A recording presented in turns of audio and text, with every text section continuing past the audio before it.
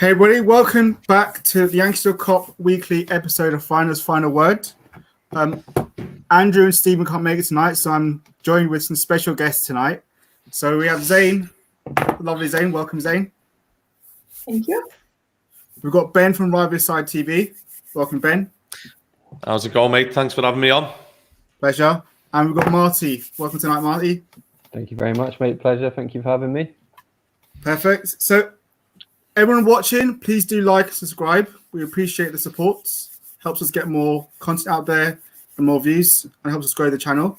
So let's dive straight into it. Like, obviously, how's everyone feeling after yesterday's night? So I'll start with you, Zane. How are you feeling after yesterday's night result? To be fair, I'm kind of used to it.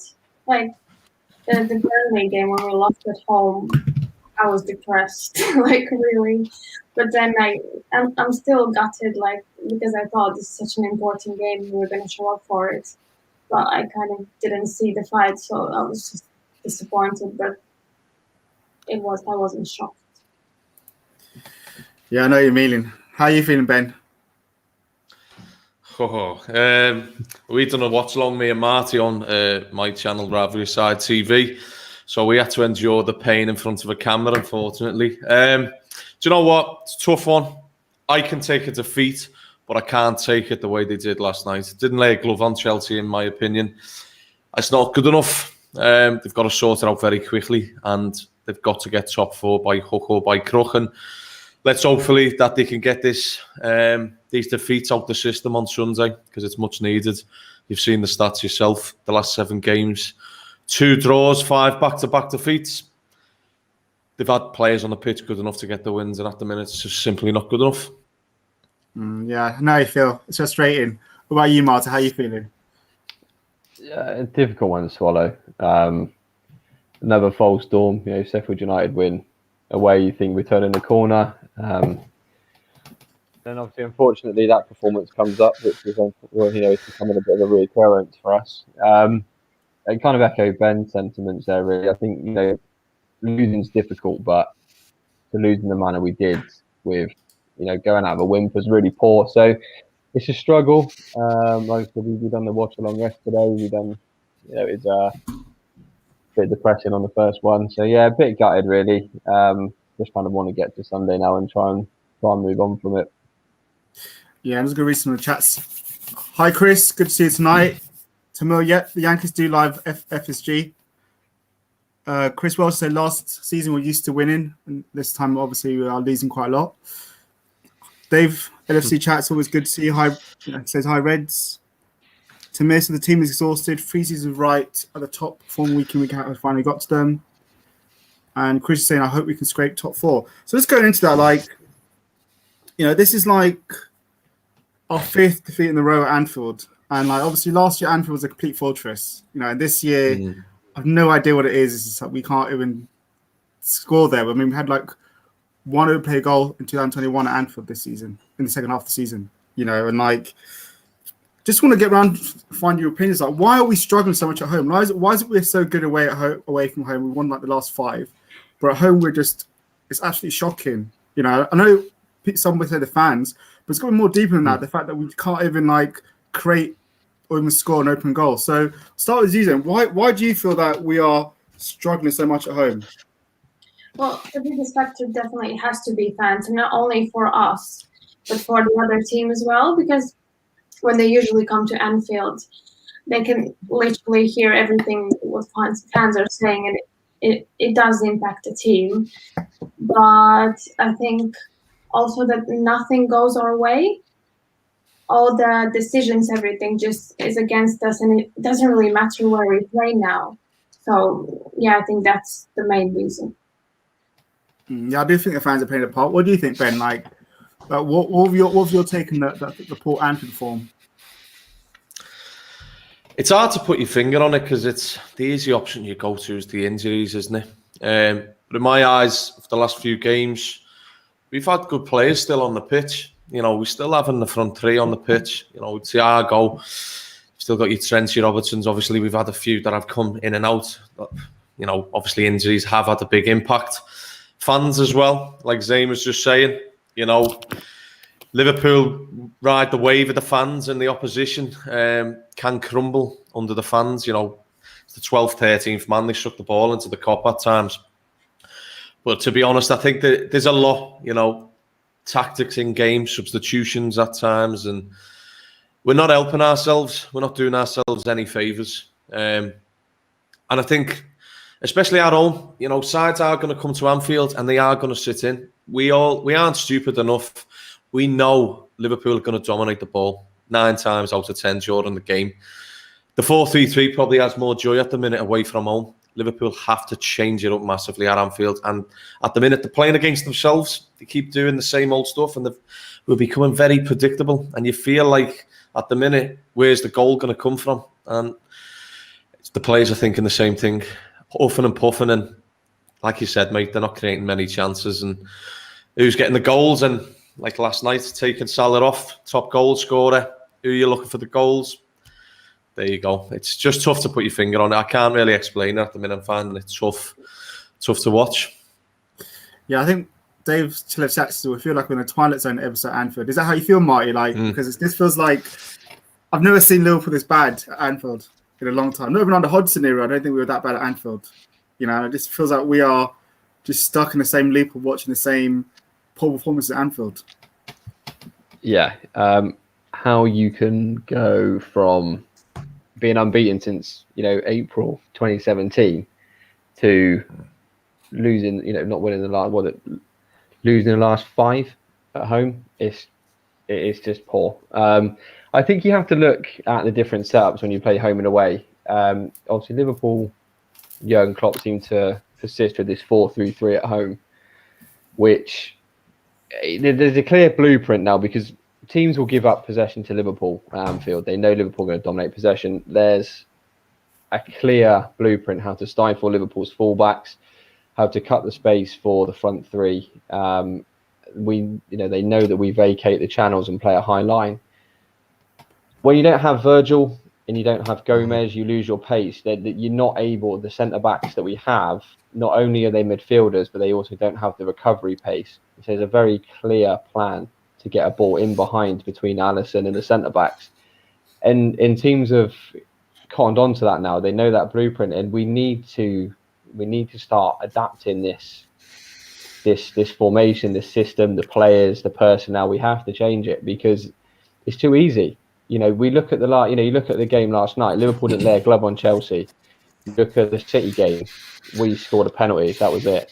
You look at the games against Everton, terrible. Even the games against West Brom, Brighton, Burnley, it's too easy. It's too easy. So I think away from home, obviously teams they have to have a go at Liverpool. They can't sit back as they would at Anfield. If you get a point at Anfield, it's a good result. If you get a point at home, it's not so much. So they'll come out and play a little bit more. There's more gaps for Liverpool to operate and break. But at home, it's too easy. For me, I don't buy the injury thing. I think if you look at the 11s that started against, the games we just mentioned, they were good enough to win. It's purely down to the fact that Liverpool have become too predictable and too easy to play against. Yeah, I agree. It's a difficult thing, and I was having a debate earlier today, and it's difficult because some people are saying obviously it's injuries. Some people are saying it's the fact that we haven't had the players in the right positions to change personnel. We have to play a high line because I was critical of us playing high line last night. And then some are saying, there's a lack of confidence to the fans, blaming FSG for not signing people in the summer window or January. And I think I haven't seen a fan base so torn over who's to blame and what's going on, because I even saw the stupid things last night. People saying Klopp out, and I thought that's just nonsense. Who's saying Klopp out? But the same people saying, "Oh, time for him to go," and I was like, really?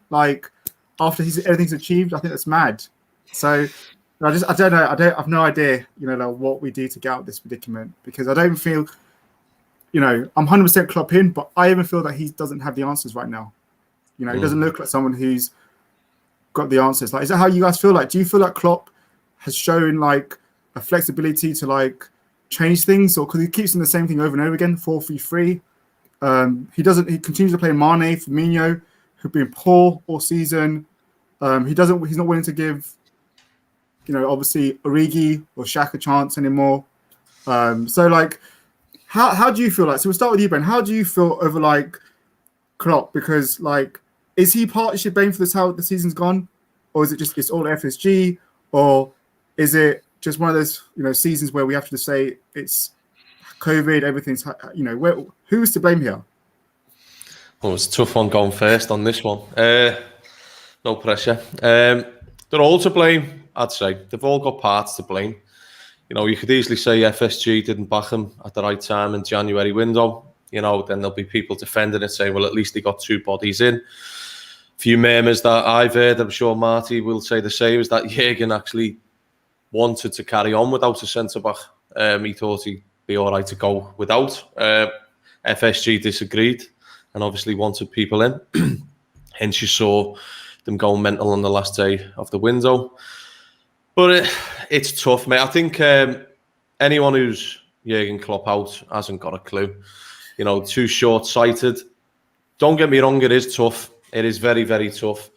But also, you can criticise the manager as well, because no one can, tell me that was the right substitution last night. For instance, bringing Mo Salah off the pitch.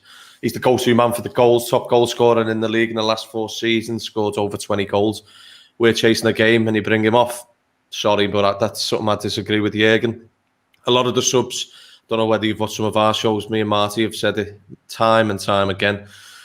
For instance, in that Man City game, it was the first time I've ever seen Jurgen Klopp and Liverpool bottle the game. Taking Curtis Jones off for James Milner was a mistake, and the game just finished then for me. I knew Liverpool weren't going to win. They went from pushing City to being pushed themselves, and that was it, just capitulated. I don't know, I think they all need a reset. The owners, the staff, the medical staff, the players. They've just got to ride it out for now. It's tough. I still feel like Liverpool are going to have ups and downs from now until the end. Top 4 is going to be a very big ask. You've got some major sides to crumble for us to get in there, in my opinion, especially after what happened last night. I said on our preview show, whoever wins that game has probably got the better chance.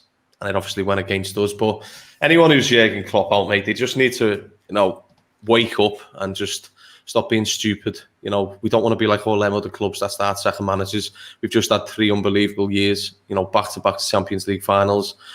The cups that we could have won, since Jurgen's been here, Europa League finals and all sorts. So there could be a lot of trophies on that title wall.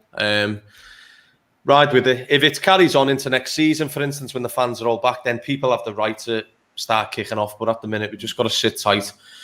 Let's hope the lads start pulling it out, because they're as bad to blame as anyone. They've been shite over the last few weeks. Excuse me, French, but that's the way it is, unfortunately.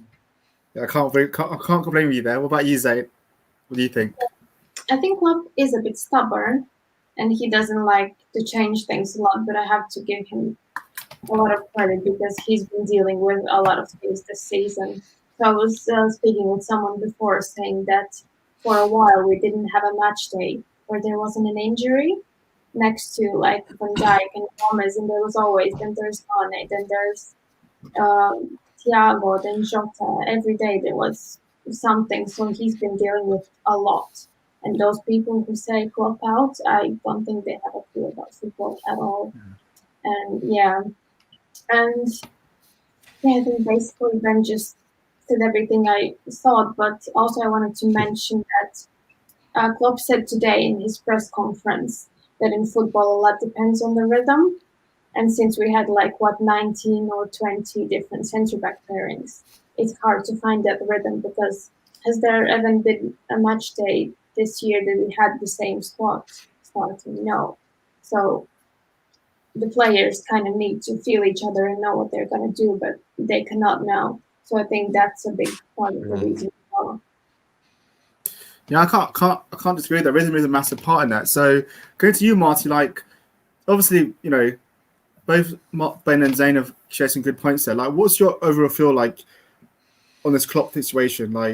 And do you feel that, that he could have done more, or are you thinking this is one of those things that we just have to chalk it off the season and say it's COVID? This is out of his hands. Yeah, I don't think you'll ever see a season like this again. You look at the situation with the injuries, COVID. You look at the situation. Unfortunately, in the past 3 weeks, we've had the loss of Jurgen Klopp's mum, Alisson's dad. We've lost a huge club legend in Ian St. John. It's been a lot to deal with. I think sometimes we need to take our Liverpool tinted glasses off and just say players make mistakes. It's okay to say that. Jurgen Klopp makes mistakes. It's okay to say that. They're human. They're not perfect. We all make mistakes. I think the players have let Jurgen Klopp down. I think sometimes Jurgen Klopp has let himself down. We obviously know the situation in January with the centre back. There's rumours going around from both sides that Jurgen Klopp was happy to wait through to the summer. There was talks that obviously Jurgen Klopp came out in the press. He wanted a centre back. Either way, to wait until January 31st to get a centre back in when we've lost Virgil van Dijk, Joe Gomez, and Joel Matip for the season was negligent. I'm not going to lie. But listen, we've had a lot go against us this season, and somehow, some way, Liverpool are still in with an opportunity for the top four. We know we're probably not going to see Virgil again until next season. Same with Joe Gomez, but we do have Fabinho back in, and we do have Jota back in.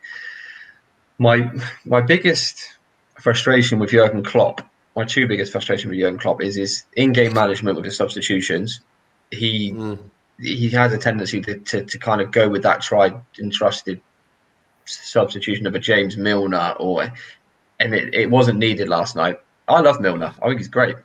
I think he's a brilliant player. Everything he's accomplished, but we didn't need James Milner last night. We had Naby Keita on the bench. He would have been more fitting last night. And then what I mentioned previously with Liverpool's insistence on keep playing this 4-3-3, I think we can all see how you stop and nullify that formation at the moment. The one time we used a diamond formation, we went and beat Spurs away from home convincingly. We had Thiago in the advanced role, Gini in the 6, and it worked really well. So I'd like to see a little bit more, fluidity with his tactical decisions. But listen, like Ben said, anyone that suggests that Jurgen Klopp should leave the football club, they need help, because this is the first period of turbulence we've really had under Jurgen Klopp. And if you're ready to throw the towel in now, the football's not for you. It's really, really not. It's easy to support the Reds when we're lifting Champions Leagues and Premier Leagues and Super Cups. You got to support the lads, the coach, everybody when it is going shit. And that is how it is now. And we've got to stick together. We've got to stick with them. And they're good enough to turn it around. Yeah, we have to hope so, because time's running out. We've got 11 games left, plus the Champions League. There's not much time left in the season. So we need to see some flexibility in tactics, formation, and we need to see some confidence come back in the lads, because they seem so shy to even shoot in games. And I feel that, I don't know why it is. We saw it in the Sheffield United game. I think it was that one when Bobby passed when he had a chance to score and he passed. And it's what are you doing? And it's I don't know what, I've no idea what's happened with Mane. He just has fallen off the cliff. The last 2 games he's actually done nothing. He has been playing with 10 men. And there was a point yesterday where he just laid down the floor, and I was like, "What are you doing?" I just didn't understand it. And I thought a confident Mane scores that chance he has yesterday. But he didn't look like his head's there, and I don't know. And I think it's it is worrying times, because we can't end up in Europa League. We can't. I'd rather not be in Europe than end up in Europa League. So it is just some troubling times. Just gonna read some in the chats. So Lost ID says, "Hello everyone. Hey mate. Chris Welsh says fans play a part. Unfortunately, we have to get on with it. Judge what you do on the pitch. Shouldn't rely on the fans. They're there to perform." Lost ID. So Andrew Griffith says, "No one to blame. Bad season for under Klopp. Was always going to drop off, just like City last year." Emmanuel says, "Yep, the fans, they're fake fans." Dave Chat says, "We've had 2 to 3 years of injuries and bad luck rolled into 4 months, and we've become predictable." Lost ID says, "I do not think there's anyone to blame. It's just maybe the moment that is not. No one's comfortable right now. Maybe there's a driven from important absences like BVD, things will go back to normal. Andrew says, shows we need a striker. Tamur says, it's weird how we've been complaining about our centre backs. It's down to the front three. Have been letting us down. Firmino's done. As much as I love him, we need a proper world-class number 9. This is Mane's first bad run of games from Tamir since he came, so I wouldn't be too harsh on him. Tamir says, Klopp in, FSG out. Like, interesting. I think a lot of people still push for FSG out. I'm just going to say, I think they're overfeeling with some people still. It's like FSG out. Like, from your perspective, do you feel that it's FSG's fault that we're in this predicament and they should leave, or are you still? Where are you? Are you FSG in, FSG out? Are you neither? Like I'm neither. You know, I'm not FSG in or FSG out. You know, I see that they have made mistakes in the transfer window. They haven't backed Klopp when they should have done. I also they've done a lot of good stuff for the club. And I think we all knew how they were from the first day when they came in. They were never going to spend their own money in the club. You know, they said that from day one. You know, so they were never going to be like City owners like Sheikh Mansour. They're never going to be in a Abramovich. You know, they're always going to do this Moneyball kind of thing. And, you know, even with the Boston Red Sox, you know, they've won them, you know, World Series. And then obviously a lot of fans there complain about them too, in terms of they're not spending more money now. So, like, we'll start with you, Zayn. Like, where do you feel about FSG? I'm neither as well, I think. But I think there have been times when they really messed things up. For example, everyone was saying you strengthen when you're at your highest. So, for example, after the Champions League final. But they brought in Adrian and Van der Berg, I think it was. Yeah, it was Van der Berg, yeah. Yeah, so I felt like they should have bought 1 or 2 players, which would be first team starters then, and then sort out the centre back situation a bit earlier. So, for example, beginning of January, mid-January, so that they have time to adapt. But it was done on the last day, and then literally in a week or so, Kabak already had to play. So yeah, but not totally FSG out, because first of all, we don't even know what's going on behind the scenes and who it is really to blame. So it's really hard for me to say, oh, things are bad, Klopp out, FSG out. No, never. Yeah, I totally agree with you there. It is they should have strengthened. You know, that Christmas window was a big one where we should have, like, that window we should have invested in the summer.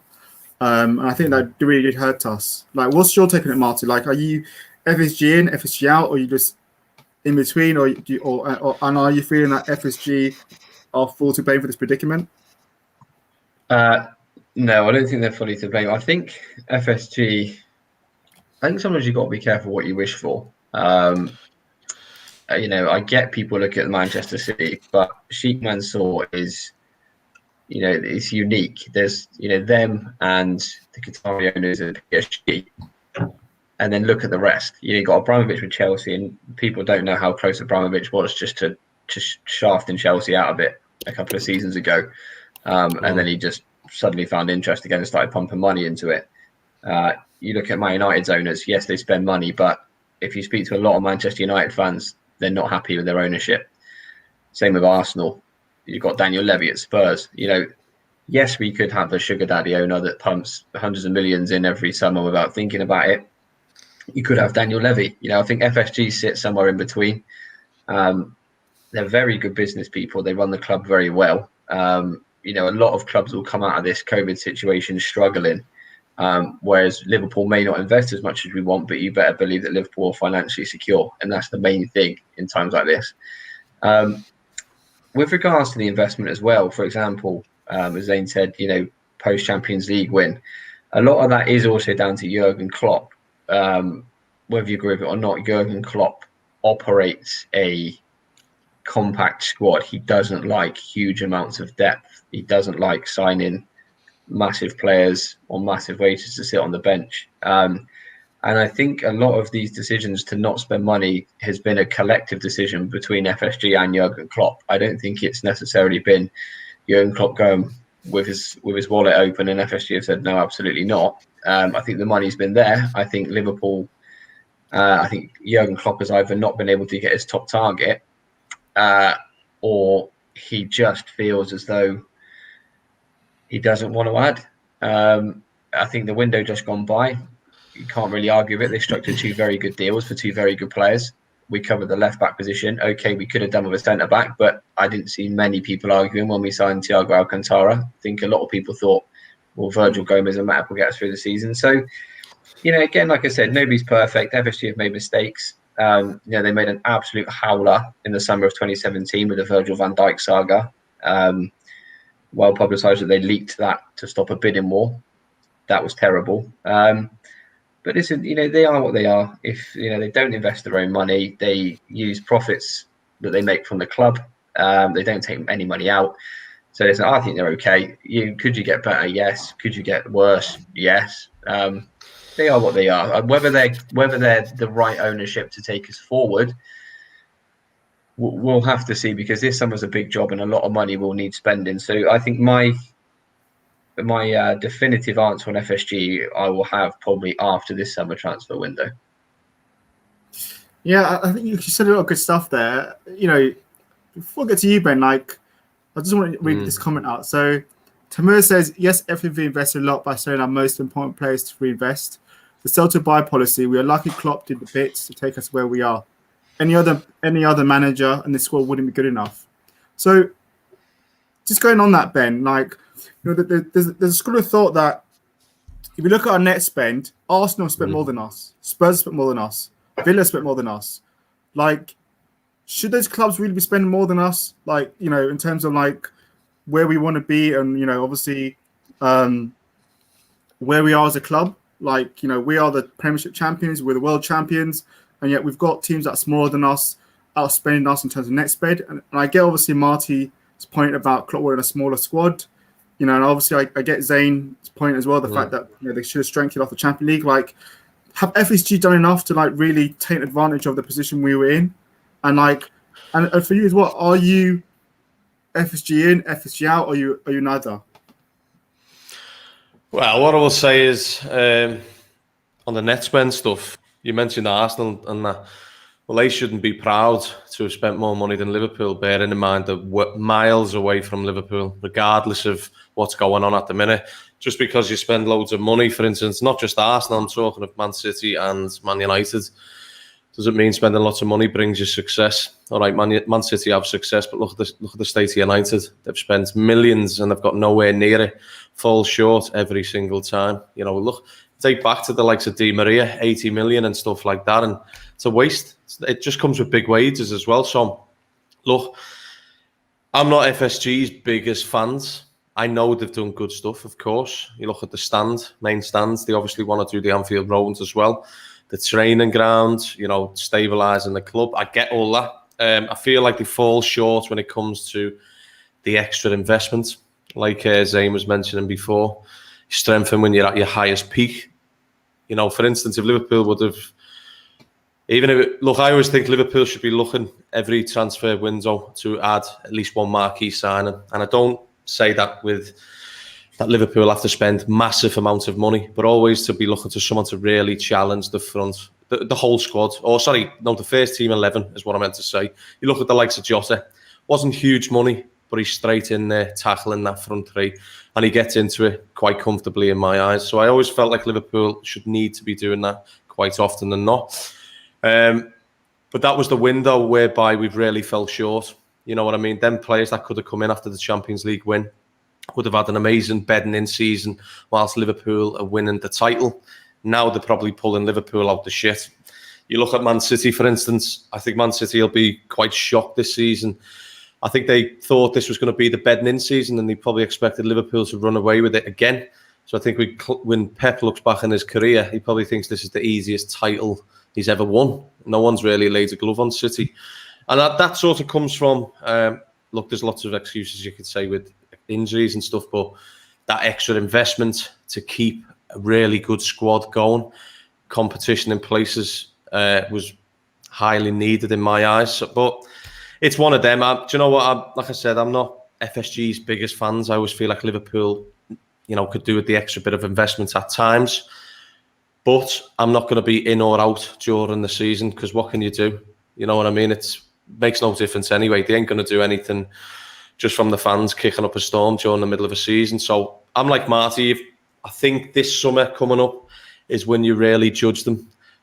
But to be honest, Liverpool as a club on the pitch, they've got to sort themselves out to then give FSG the benefit of the doubt and give them the chance to try and prove the fans that doubt them about investment wrong. Because if Liverpool don't give FSG a chance by missing out on the top four, then, you know, you can't moan at FSG because it's not their fault in by Liverpool slipping out of this top four. So it's a tough call. We'll just have to wait and see. But up to now, you can't be blaming really FSG in this current form. This is to do with the players on the pitch. So let's just bear with it and see what happens in the summer. Yeah, I think it is a tough one because I did see a stat that showed that since he signed Fabinho after the Champions League in 17-18, Liverpool have added only 5 windows has been since last summer, since the January transfer window. They've only added 2 first-team players that can actually challenge the first 11. Since that time, and I think obviously, if we added at least one player that will challenge the first-team window, if we'd added in that after that summer, the good striker, or a good attacking midfielder. Where would we be now in terms of that the kind of depth we'd have, which we're crying out now, which probably are going to have to address in this summer. So it's just interesting. But going back to the match, there's always been a big kind of hoorah that's come out of this. Obviously Salah's agent hasn't helped the situation where we're putting that full stop post on Twitter. And everyone's wondering what does that mean. And obviously, when you think about Salah, I think he's probably the most underrated player, you've had in the Premiership in a long time. Even with rival fans, he's not put in the conversation when you're talking about the best player ever in the Premiership. People always dismiss what he's done. And every stat you see, whenever they say, "Oh, Harry Kane's got this," it's always but Salah, So even with a lot of Liverpool fans, some Liverpool fans don't appreciate him as much. If you talk about Salah, you talk about Fernando Torres or Suarez, but don't put Salah in the same height as Torres or Suarez. Always just get rid of Salah this summer, get rid of him, sell him. And given him yesterday, him being our top goal scorer, what was your honest feeling about him coming off and his reaction to it? And obviously, Klopp's comments afterwards that Salah wasn't doing his defensive work. That's why he was taken off. Well, there's a rumor that some journalists said actually that they saw Salah didn't track back, they took him off, and you're thinking, well, obviously, you're going to take off Bobby or Mane. So, go with you, Martin. What was your overall feeling in terms of that, the whole Salah situation? And do you feel that substitution was the right sub? And also, do you feel that that's going to have a ripple effect in the summer of him potentially leaving? That's going to, he's going to be forced out?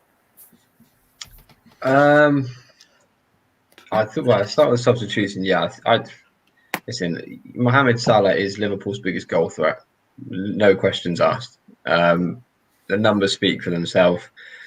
And especially when you compare that to, by their standards, the poor seasons that Mane and Firmino are having in front of goal. There was murmurs regarding the substitution that he had been pulled up on his tracking back and that 5 minutes had passed and Salah hadn't taken instructions on board. So it seems as though Jurgen Klopp was trying to make an example. It doesn't matter who you are, what you do. You're not bigger than the team. I get the sentiment, but when you're chasing the top 4 and you're 1-0 down at home to a top 4 rival, you keep Mohamed Salah on. It's simple as that. Mane was absolutely stinking the place out yesterday, and I love Sadio Mane. He's been my favourite player for the past couple of seasons, but sometimes you have to say it how it is, and he was terrible. Firmino wasn't much better, and you take Salah away from it, you got 0 goal threat at that point. Listen, I'm never a fan of players being that open and throwing things around. But to be honest with you, last night I think it was justified. There was a few players on that pitch last night that looked like they didn't want to be there. Mohamed Salah is one of the very few players that actually showed that he gave a toss last night. So I thought it was a big mistake. I thought as soon as you took Salah off, Chelsea must have been laughing. I think Tuchel must have looked at that and thought, what result. Excellent. I've always had a feeling that Mohamed Salah, with regards to the transfer news, I've always had a feeling that this could be Salah's last season. We talk about FSG. Yes, we do operate a sell to buy policy. That's not going to change. From an asset point of view, Salah's got 2 years left on his deal. This would be the optimum time for FSG to cash in on Mohamed Salah. He will fetch the biggest price they can probably get. I think if they leave it any further than this, the price would decline. I think, unfortunately, we could see Mohamed Salah move on in the summer. Obviously, there's huge talk of Kylian Mbappe, which obviously seems like a very distant rumour at the moment, with top four looking so uncertain. Obviously, if we do lose Salah, it's going to have to be someone of that quality. I don't want Salah to go. I think there's certainly other people that should be moving on before him. But it doesn't look a happy camp when you see, Rami Abbas, his agent, putting up full stops on Twitter. It doesn't look good. It does not look good. Salah's coming into the twilight of his career now as well. He's not going to want to play Europa League football. So we'll have to wait and see. We'll have to hope that, we can keep him. But that didn't look great yesterday, did it? Let's be honest. It's not a good sign. Yeah, what's your take on it, Ben? Like, do you feel like there's going to be a ripple effect as well this summer? What do you think of the substitution? And, how do you feel, obviously, like, going forward, that's going to affect Liverpool going forward? The fact that, when we're needing a goal in a big match, we take our best player off, arguably, currently right now. Yeah, mate, you could probably see by my reaction on our watch-along yesterday, I was shocked. It reminded me of when Benitez took Torres off and you seen Gerrard's face. That's what it felt like to me. You kind of then thought, what, the game's done. You lost all hope because you were hoping that Salah pops up with something, which he usually does in the big moments, to take him off. In my opinion, he had every right to be pissed off last night. It really affected him that you're seeing him in the stands throwing shin pads, and then obviously straight away near enough the agents, like Marty said, Rami Abbas putting the full stop. Just looks a mess. I've got a feeling there's a slight problem with Jurgen Klopp and Mohamed Salah, and this has gone back for quite a while now. You had the Spanish publication interview. All right. It's one of them. Didn't openly say he wants to leave Liverpool, but, the interview was in Spanish. You could sort of see what he was getting at a little bit. I kind of feel like it is Mohamed Salah's last season. People are saying he was playing for a contract off that interview, but I don't think he's that type of guy, to be honest. Whether the likes of Madrid can afford him is one of them. I'm sure they would find the money if he became available at the right price. But I don't know, mate. It's a strange one. It's going to be interesting to see what actually happens on this Fulham game. I don't know. The comments from Jurgen Klopp left me baffled. I thought it was a bit of bullshit, to be honest. And if his coaches around him are telling him it's the right call to bring Mohamed Salah off when you're 1-0 down against Chelsea and that we need to make the substitution with half an hour to go, then, never mind the players, but some of the coaching staff need their heads checking out. Because for me, that kind of cost Liverpool the game at that point in my eyes. Tough call, mate. It's a hard one. And I agree. I think Salah's got every right to be pissed off at the minute. What do you think then? Because obviously I saw you were agreeing with some of their comments there. Is your feeling like, obviously people are saying he might go in the summer, but then obviously you look at the state of football clubs, like, Barca in debt, like $1 billion in debt. Madrid ruins as well. They haven't got any money. PSG would have to sell Mbappe to get Salah. Bayern Munich wouldn't want him because they've got a full, front line. He wouldn't go to another English club. And then there's Juventus. I don't think Juventus have the money right now. They've got their foreign quotas full. So your point of view, do you see Salah going? And what did you think of the whole substitution thing? Yeah, so I was shocked as everyone else because I thought he was great, one of the best on the pitch yesterday. But what I've heard from Klopp was that he thought that he's lacking the intensity a bit. So he was thinking maybe he's caught in a kick or something, and he was a bit scared that he might not make the Fulham game. So that's why he took him off. And it makes sense that he was pissed off and throwing things around because we all know it's not the first time when this has happened. Like when he is substituted, and then he's just pissed off and storming off. But regarding Salah leaving, no, I think definitely he's not going to leave, because from the same Spanish interview, he was saying how much he wanted to be a captain, and that means a lot for in the Michelin game, I think it was. And it means a lot. I think he loves the club way more than we think, because there are people like Henderson and Milner and Van Dijk who are great with showing emotions and great with words, and they can really express how much the club means to them. But Salah is more like an introvert. So I think he really loves the club, and we don't really get how much he loves the club. So I don't think he would leave, not this season, maybe next season, but he will wait it out, even if he will play Europa League or no league at all. I think he knows what we can achieve when we're in full strength, so I don't think he's going to leave. We're interested to see what happens to Salah. It'll be interesting.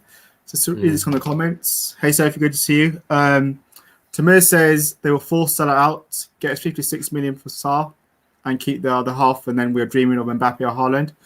I really think Mbappe and Haaland are a pipe dream. Stefan says, very hard to attract world-class players. The last few seasons, top players would come to sit on the bench. Thiago knew when he signed he'd be a guaranteed start in 11. I don't know if I agree with that. Because I think it doesn't, we see a lot of other European clubs with lots of star players on the bench. Sophie says, Man City are a different breed. Tamir says, we won the Champions League and not got nothing from them. So how do you not blame them for? I think he's obviously talking about FSG. Stefan says his reaction is justified. I'd be worried if he looked happy coming off. Sophie says Salah shouldn't have been off. The reason Klopp gave is piss poor. Mane wasn't doing his role at all, sadly. Even Avi, good to see you. Dave Chat says Mo Salah assists and goals per games record is off the charts. But he can see Salah leaving, be like Haaland.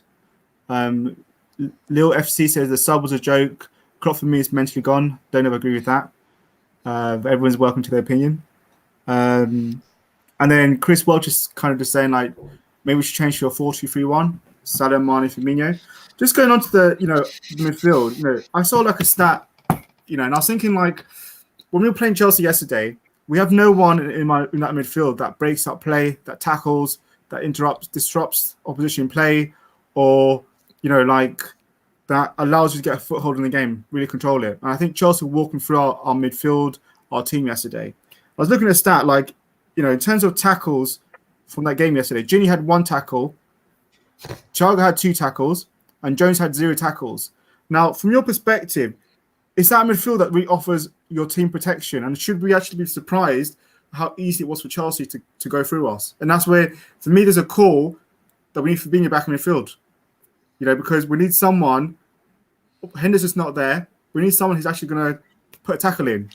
Because it shouldn't be that easy for Mason Mount just to walk around and dance around with the ball. Mount's a good player, but he had the freedom of the pitch yesterday. He was dancing around our players with the ball, and I just felt like we are missing that player. And it's hurting us the fact that we continue to play when it's Fabinho, Henderson at centre back. And I think that's done now. We need to now. We've got Kabak. Well, Kabak's injured now, but we've got Davis and Phillips. I don't even know what's happening to Davis, but we've got them 2 back. Surely that should be Fabinho back in midfield for Fulham. So going for you, Marty, is that concern the fact that when we play Ginny, Jones, and Thiago, they don't tackle, or they're barely getting tackles, they don't actually disrupt the play? And do you think Fabinho should be coming back in midfield now? Yeah, absolutely. We've made one problem position a whole team problem now. You can't legislate for losing Virgil van Dijk. He was the best player in the world. I'm not going to say centre back. He was the best player in the world. He's so important to Liverpool, ticking as a unit. He is the high line. He is the commander. He's the captain without the armband. He controls.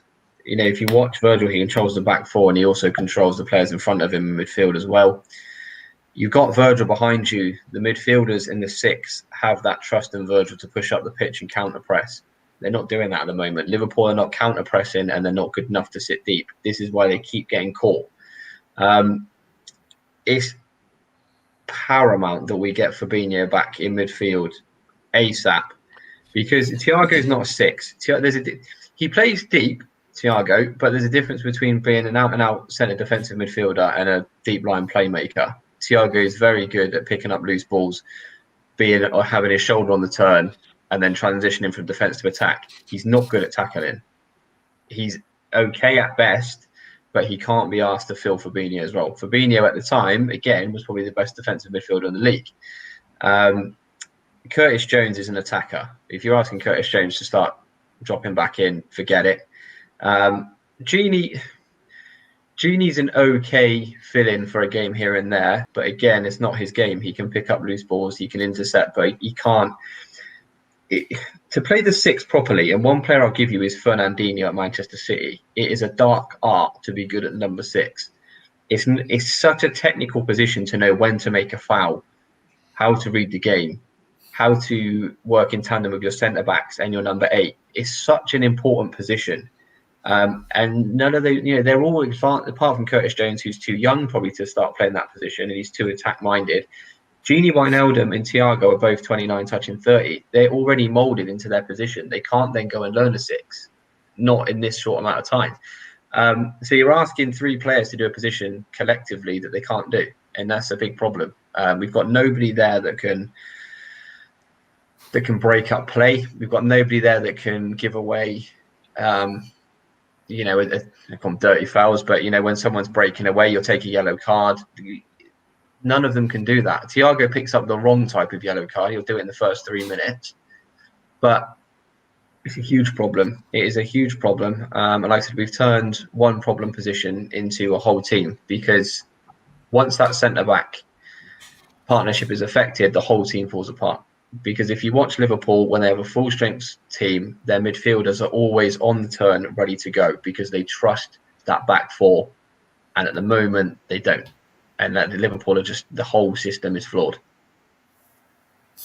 Yeah, I quite agree with you. Like, going to use it, like, do you see now Fabinho has to go back in midfield to save our season? To be honest, like, that we can't keep having him back at centre back, and the fact that we're missing presence in the midfield. There's no intensity. There's no one actually, like I said, that's actually take control. And I saw yesterday, for example, like, I get Ginny's fourth in the leadership group. I get it. But I think, like, I question him being captain with him leaving in the summer. And I love Ginny. I think he's a fantastic player. But I think, like, we need him out the 6 as well. We need him further forward. And, like, so where do you feel in terms of us going forward, in terms of midfield and Fabinho? Yeah, I think Fabinho has to go back to midfield, because right now we don't really have anything to lose. So we can just play Kabak, Phillips, or now if Kabak is injured, we can play Phillips and Davies and centre back, and just put Fabinho back in midfield. Because we also don't have Henderson, because Henderson, he always cleans everyone's mistakes. So we miss him a lot, and Fabinho could be someone who does that as well and brings the intensity in. And that's basically everything. I think Marty said everything perfectly. Yeah, and what's your take on it, Ben? Yeah, when you started it off talking about the midfielders, mate, and Chelsea walked through them, I wasn't surprised, mate. It's been happening for weeks. Gini's not a number 6, mate. You just said it before again. It's pivotal Liverpool get Fabinho back in midfield. Last night we could have won with Fabinho in midfield, or we could have lost with Fabinho in midfield. So we've got no choice. We may as well just throw him in and give it a go. The risks that we've took lately just haven't worked, so we may as well try something different. There's a few clips that I've seen. I've showed Marty over the last few weeks when Gini's played the 6th. He's terrible at letting runners get away from him, and at times it's been instrumental in opposition scoring goals. Obviously not the runner getting the goal, but the runners seem to have a big impact in the goal. You've seen it the other night against City. He let Foden get away from him the next minute they scored. Last night against Chelsea, we were crying out for someone to just body someone to the ground, and that's what Fabinho does. He sniffs out the danger before it even happens, and that's something that Thiago, Fabinho and Jones, they they're not into the dark arts in midfield where Fabinho will just wipe someone out. And that's what we miss. You know, it would massively help the likes of Kabak, Nat Phillips, whoever's going to come in, Davis, for instance, if you've got him in front of them. They're acting like three centre-halves at times, you know what I mean? He will drop back into the middle of them two. And at the minute, mate, it's just it's kamikaze. And putting him, I don't think Klopp had much choice, really, when you think of it last night. He obviously wasn't going to go Reece Williams. Doesn't trust him. You probably see Reece Williams sold, I'd imagine, over the next 12 to 18 months. So I can see why he probably put Fabinho back there with Nat taking a knock. He looked rusty in my eyes. Looked a bit slow. I don't know why we persisted with this high line against fucking Chelsea, because on our show I said the key players for me, one of them would be Werner. That pace against them two, Kabak and Fabinho, will give them a nightmare all game. And in the first half, you've seen exactly that. Time and time again, eyeball. You know what I mean? And even the offside goal that got given was from an eyeball as well. So, I don't know, I think it's time he has to come into midfield and Liverpool start pinning sides back in, because whatever they're doing at the minute's not working. Time for change. Cut this predictability out and start getting some wins, because if they don't and they leave it too late, it'll be far too gone. So they need to put it right against Fulham. Take the risk against Fulham, in my eyes, by putting them into midfield. Put Davis at the back. We're going to dominate the ball. Stop worrying about opposition scoring goals, for instance. Let's just go out and put a performance in for once, and it's got to start. And he's got to take the risk and put Fabinho in straight away. We can't wait any longer. Yeah, I totally agree with you there. I totally agree with all of you tonight. I think Pacey says, I think I mentioned before, you can't compete at this level with no bench. This mess was a matter of time. Andrew Griffith says they miss VVD's and Henderson leadership. Lil FC says get Fabinho back. Fabinho needs to get in midfield ASAP, I imagine.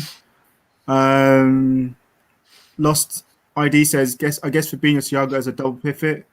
4-2-3-1 with the same sort of tactics. Pacey says we are trying to play the high press, but we don't have the structure to support it. We have not adapted. Barry Carter's high mark Ben and Marty.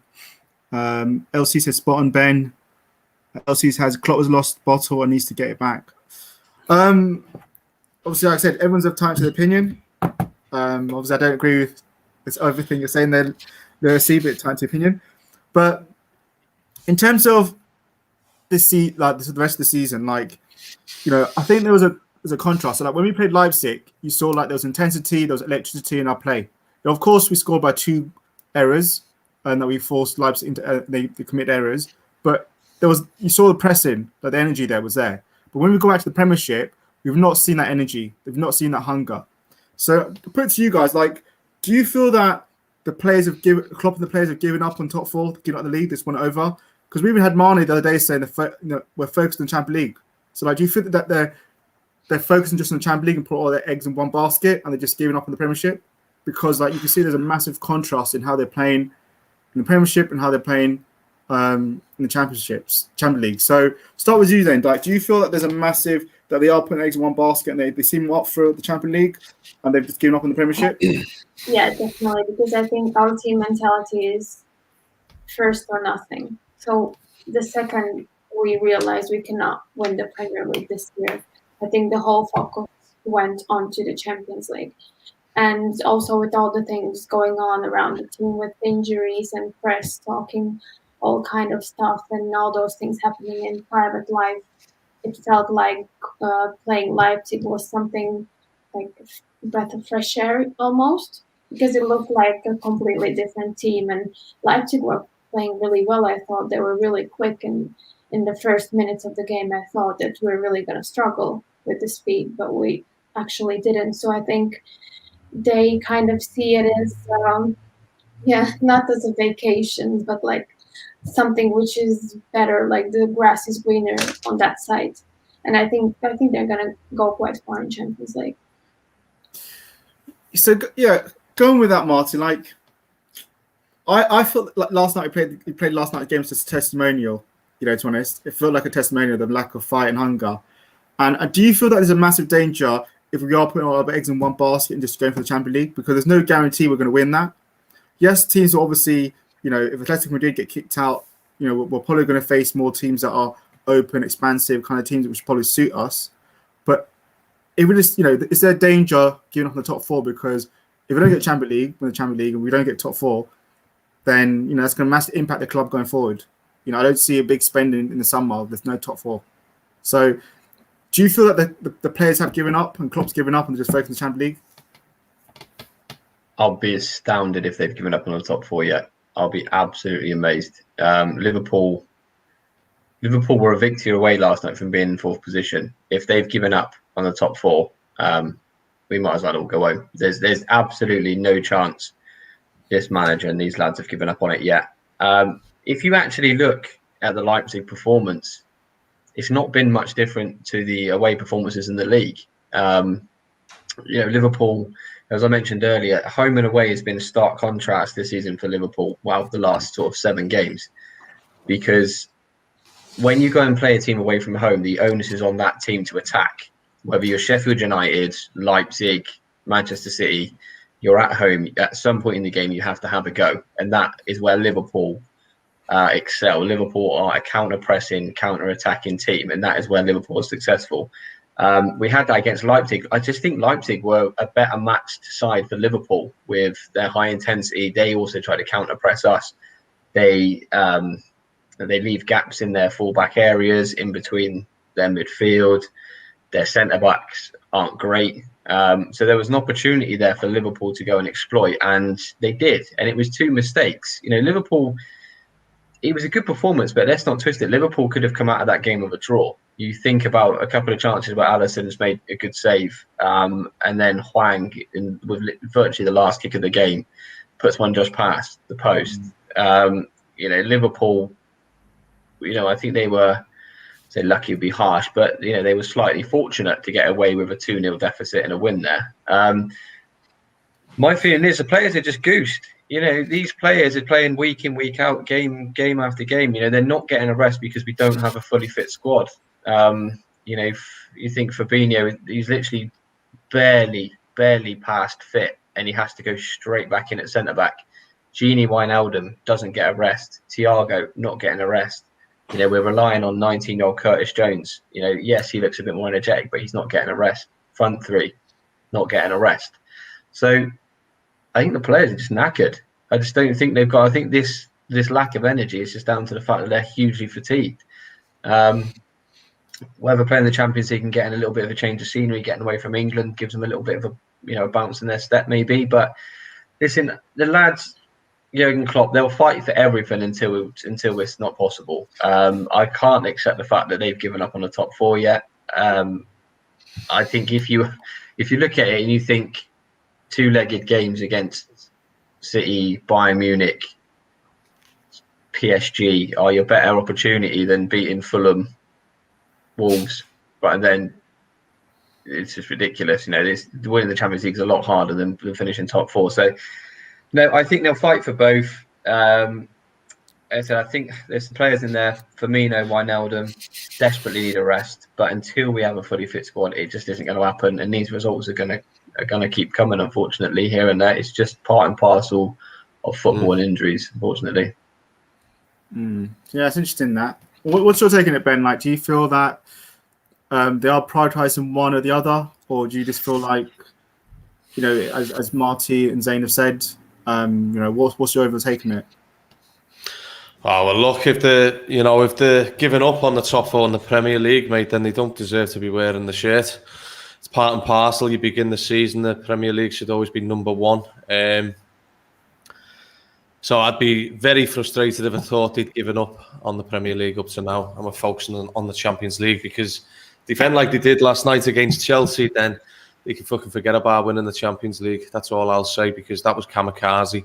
You wouldn't even get that in Sunday League. You'd be told to get back and drop deep and not pissing around on the halfway line, waiting for one of the quickest players in the league, for instance, up front, to rip you a new one. So I wouldn't be prioritising anything just yet.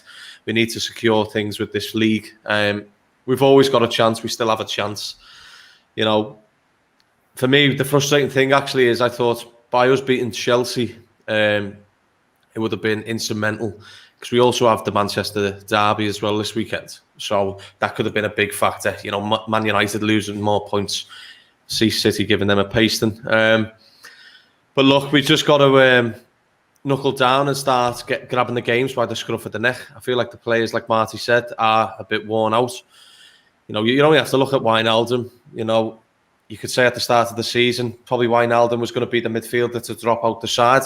Jürgen fancies the Hendersons, Fabinho's and Thiago 3. You saw that by Gini being on the bench at the beginning of the season. But since then, he's been forced to play every week. Gini has had knocks, but he's been forced to carry on. But yeah, look, you're even seeing last night, Curtis Jones look absolutely blitzed. You know, it takes its toll, doesn't it, over time on these players. The front three constantly played football time and time again. But they ain't going to get any rests. But what the problem from last night, which is evident, and it's not just from last night, the last few weeks, Mane's now giving Klopp another issue.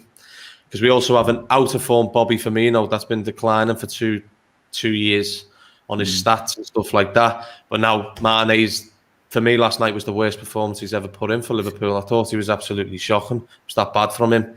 I don't know. It's a tough one. They've got to sort it out because they ain't going to be getting rest days off. It's not the time to be doing that. The games are coming up thick and fast. Have a good look at themselves is what they need to do. The Liverpool Football Club, the champions. And at this rate, you know, you are going to have more people agreeing with what Roy Keane said, saying the bad champions, because at the minute they're doing themselves no favours. They need to be beating these sides and they need to be battering Fulham. None of this shitty 1-0. Liverpool Football Club, you know what I mean? Still got some of the best players in the world on the pitch. They need to lay the marker down now and show the fans that they've got some fight, because the only people that are fighting at the minute is the fans. There was no fight last night from Liverpool. Yeah, I totally agree there. I think it's interesting. So I just want to get, obviously, your perspective from all of you, like, on can we win the Champions League? Do you honestly believe that we're going to win the Champions League? And do you believe that we can get top 4 as well? So we'll start with you, Zane. Like, do you honestly believe, you know, because the way I see it, like, we saw in 2005, we won the Champions League. We saw in 2007, we got to the final. You know, you can never write Liverpool off in the Champions League. You know, as bad as we playing that, you know, on a European night, Liverpool turn up, you know, especially in the knockout stages. We are, like, probably one of the best teams, you know, around when it comes to knockout stage football in the Champions League. So, like, from your perspective, do you feel that we can win the Champions League this year? And do you think we'll get top 4? Probably I'm the most positive one here because I always think we can win Champions League. I don't know what is the situation with Van Dijk or Gomez, because there were rumors going around that they might play end of May. I know Marty's laughing. I don't know about that, but it might be really positive, but it also might be risky to throw in a game like that. But yeah, I think we could win. A lot of things would have to go together and we have to be a bit lucky, which we haven't been. So it might be someone paying us back for all the bad fortunes we had and have some good luck in Champions League and we could win it. I think we're going to reach semi-final for sure. Maybe I'm too positive, but I think so. So yeah, first answer is yes. The second, top 4. I still think we can do it, but not at the expense of Chelsea, but probably of Leicester, because they look like they're declining right now a bit. So it might be that they're going to drop off and West Ham is going to drop off and we're going to take their space, but we have to start performing and we have to win some games in a row. So yeah, that's my view. Go to you, Martin, because, like, with the top 4, if you look at off the fixtures for Chelsea, Leicester, Everton, they've all got harder run-ins. They've all got to play the other top 6 in their run-ins. They've got much more harder. Ours actual run-in on paper is actually the easiest one. So, do you see us getting top 4 still, or do you see it totally out? And do you see us being able to win the Champions League? Yeah, Liverpool, absolutely. Liverpool can still get in the top 4.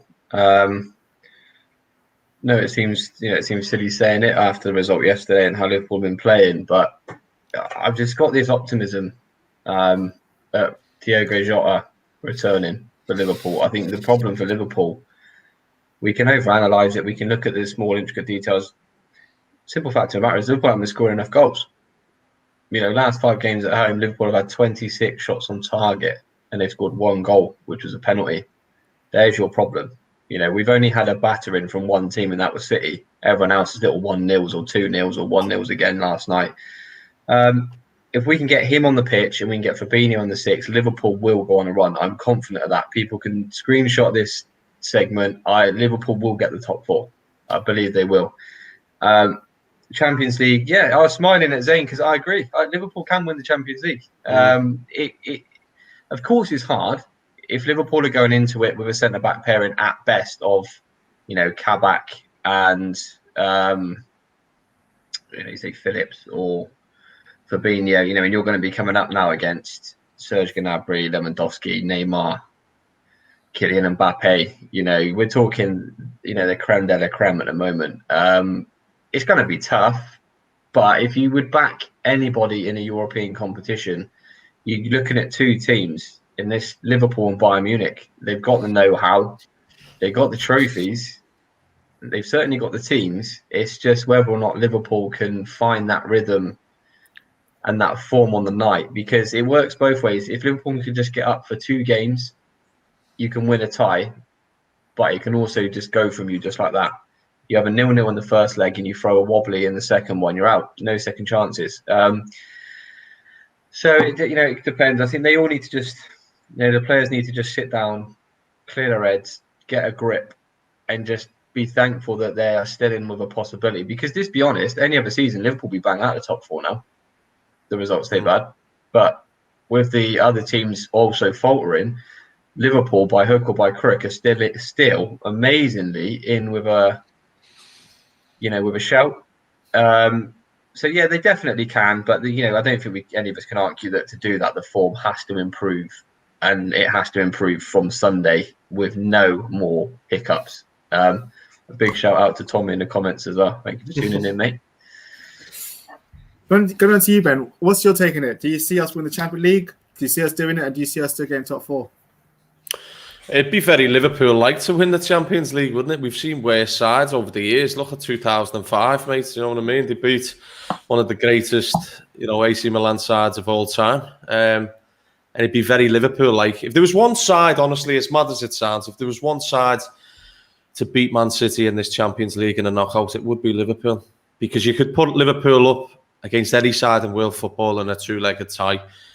And I don't care what sort of form Liverpool are in, but that opposition side know they're in for a tough night over both games. It's Liverpool are European elite, aren't they? It's what they've won, so many times, 6 times more than any other English side, especially. Can they get top 4? It is a big ask, but I can't accept it that we're not going to get it. Finding it very difficult, especially after going 30 years for the Premier League, then we finally get it, and the form that we're currently in.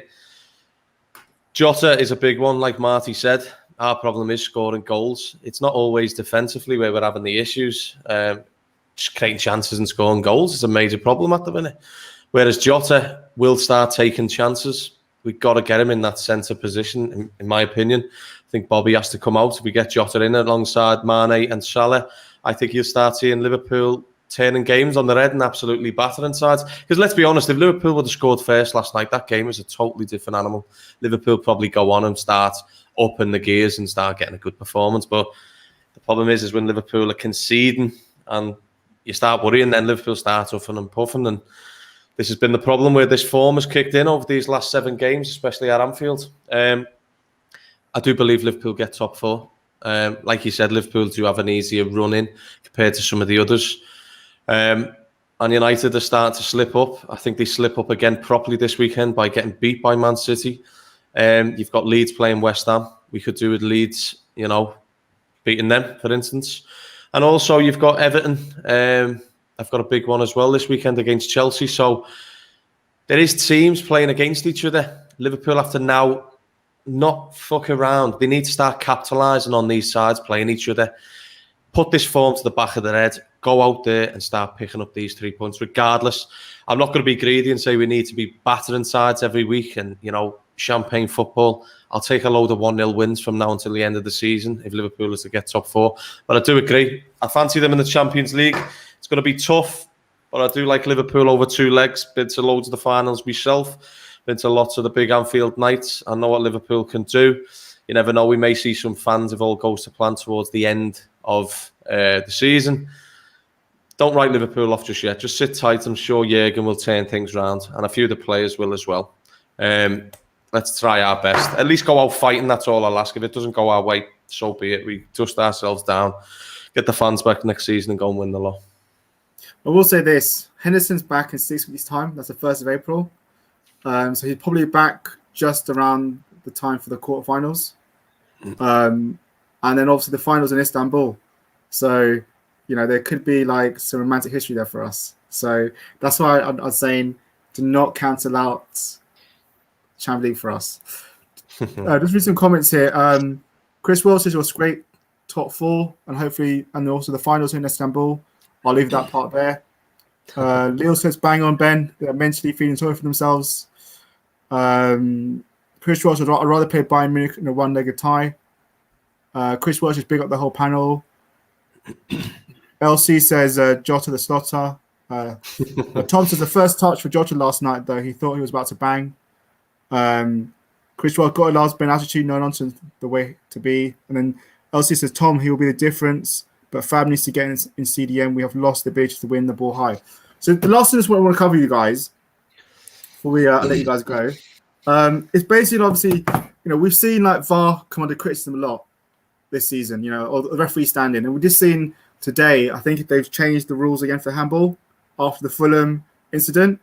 So I feel that as if they're making it up as they go along. And I think that the whole, rules thing is a joke, and I think VAR has been ruined by second-rate officiating, because if you go to Australia, VAR works perfectly there. You hear what the referee's saying, you see it on the big screen, everyone knows what's going on, and it's a simple process. Like, what is your opinion on this handball rule changing? And, don't want to go into a massive VAR rant, but like, how do you feel? Like, is VAR killing football, or is it just officials? Start with you, Marty. VAR can be a very useful tool if it's used correctly. Don't know if any of you guys or anyone in the comments is a rugby fan, but rugby's been a better sport for the introduction of it. The A-League, obviously in Australia, has been brilliant. I think even Liverpool, Leipzig, we got a taste of it in Europe. It was really efficient, really quick, really good. Problem is, it's like if you have if you've got a Formula One car and you've got somebody that doesn't know how to drive it in charge, it's worthless. And this is what you got with VAR, and an immense bit of equipment that can be used to make the game, almost perfect. You still get some mistakes when it's too close to call, but you're going to have you can have a perfectly called game. And when you've got people like David Coote, Martin Atkinson running it, there's no point. Absolutely no point. So until you boot these stupid old dinosaurs out of the game, you're going to have this week in, week out. They don't know how to use it. I mean, Mike Dean was officiating games in the late 90s. It's 2021. He's not going to change for VAR now. And that's the same with some of them. And I think when you look at maybe younger officials like David Coote, I think the problem you may have with someone like him is he going to want to be seen to be disagreeing with senior officials? Is he going to want to disagree with Michael Oliver, with Mike Dean? Probably not. Probably not. And this is another problem you've got too much of a caveat between seniority and the ranks. You're not going to have a young official trying to overturn a decision from a senior official. It's not going to happen. So there's so many flaws through the people using it that it's never going to work until you change that. And I made a point earlier on rivalry aside. Until the FA and the PGMOL start listening to managers and players rather than just fining them, nothing will change. These are the people that are playing the game week in, week out. We want to attract the best players to the Premier League. We want to attract the best coaches to the Premier League. They'll be looking at that and thinking, oh, no, I can't be bothered with that. I don't want, you think Kylian Mbappe wants to play with Mike Dean in the middle of the circle? Of course he doesn't. Constantly getting dug out and given, called a diver every 5 minutes. It ain't going to happen. So until they start listening to the fans, the players, the managers, and not just incessantly fining them for having the cheek to call out one of their precious officials, it won't change. And it is absolutely destroyed the game. I mean, for me, this season, the third goal for Liverpool against Everton, lost my head, absolutely buzzing. going mental for it to be ruled out. You can't celebrate a goal anymore. And it's just taken every ounce of joy out of football for me. And if I'm being completely unbiased, if that Werner goal was for Liverpool last night, I would have been absolutely fuming. It doesn't need to be perfect. You don't need to have an offside called for half an inch because somebody's sleeve is offside. It's pedantic, it's pathetic, it's unnecessary. If these officials can't do the job without having to have several replays and AI involved, they shouldn't be refereeing the Premier League. Yeah, I totally agree there. I can't really argue that. What's your take on it, Zane? Do you see buff clean football? Yeah, I had a rant today on my Twitter about VAR because I was watching the Fulham game, and obviously, I was happy because they scored because Spurs is so close to us. But then for it to be ruled out, then yesterday we also got a handball and it wasn't given, and today they just say, "Oh, now we're changing the rule." It just doesn't make any sense. Because now the refs don't know what the rule really is, players don't know, coaches don't know what is the rule. So that's where the inconsistency happens.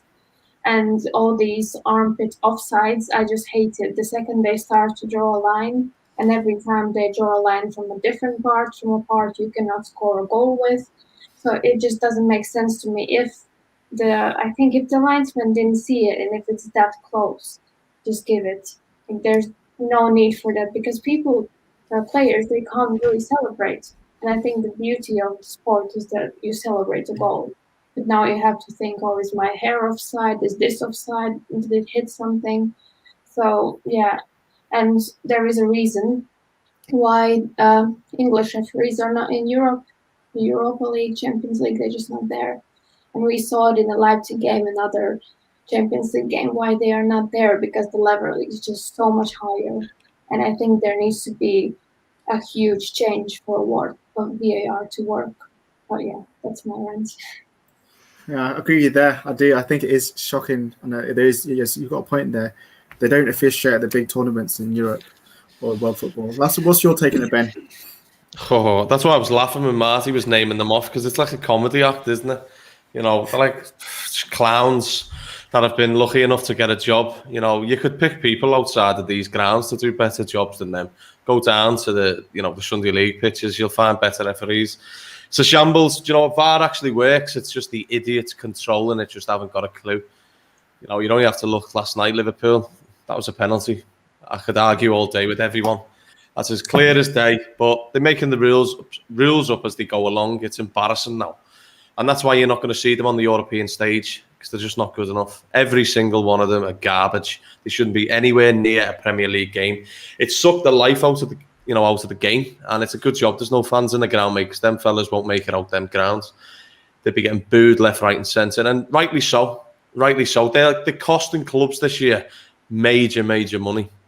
There's sides that have been absolutely ridiculed by VAR decisions going against them, and these referees won't even allow anyone to speak to them. They're walking off the pitch like some thinking of the boss. Do you know what I mean? As if they own the place. The fact that who was it saying it? Was it Lewis Dunk or something saying that we need to get these out and let them do the interviews, and instead of allowing the players to look like fools outside after the game, after these decisions have gone against them, let them go out and speak and give the evidence why they've given these decisions, because some of them are absolutely appalling. You go back to it the other day for that Everton penalty. He goes to the screen. He doesn't even allow it to finish. Yet he gives the decision. It's stuff like that. It's just no consistency. So maybe they have to get rid of VAR until they sort out the fellas to handle it, because at the minute it's ruining the game and it's tough to watch. Like Marty said, you can't celebrate goals, mate. I've been at Anfield last season, celebrating goals, and then they give, it goes to the VAR check, and it's like you don't even know, and it takes about 5 minutes for them to do it. If they can't do it right, don't do it at all, is my opinion on it. And it's a shame to see. We've been lucky at times with it, but we've also been ridiculed by it. But it is what it is. Everyone's in the same boat. Everyone now seems to agree. But they've got to do something. But it stems from the top with the FA and the likes of Mike Riley, who thinks he's above everybody else. So if the players aren't allowed to say anything about it, then nothing's going to change. We've just got to get used to it, because we come out of these games only talking about the officials, and it's probably going to carry on for a long time, I'm afraid. Yeah, I agree that I don't see it changing anytime soon. I think FA is a useless organisation. And I think it stems from them. They've ruined football, and I just don't see anything changing anytime soon. I think it's going to probably take another year or two even for it to get to a decent level in England again. All right, Jess, I think it's been a great show tonight. You're really, this haven't been able to cover everything I wanted, but we covered a lot of good stuff there. So yeah, it's been a real pleasure having you guys all on tonight. And everyone watching, do show them all some love. Go give them a follow. Zane, what's your Twitter account? You say it.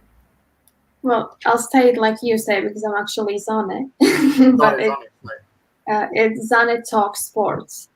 And I'm not from Talk Sports, because I've got messages, people saying, "Oh, when are you on?" I'm like, no, I'm not there. Yeah, so everyone give them all a follow. Make sure you follow Ben at Riverside TV. What's your Twitter handle, Ben?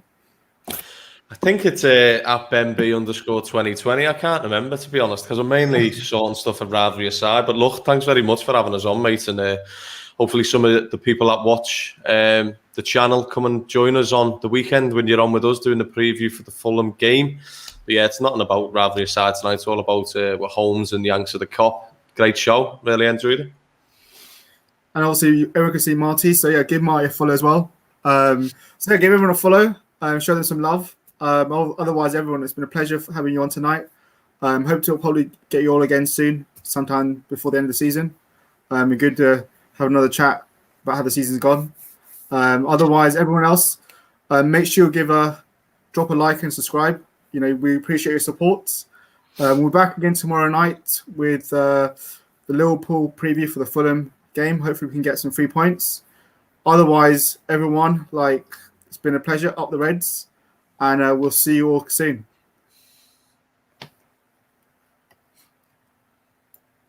Just think we just leave the studio, because Andy's going to shut it down afterwards. All right. Cool.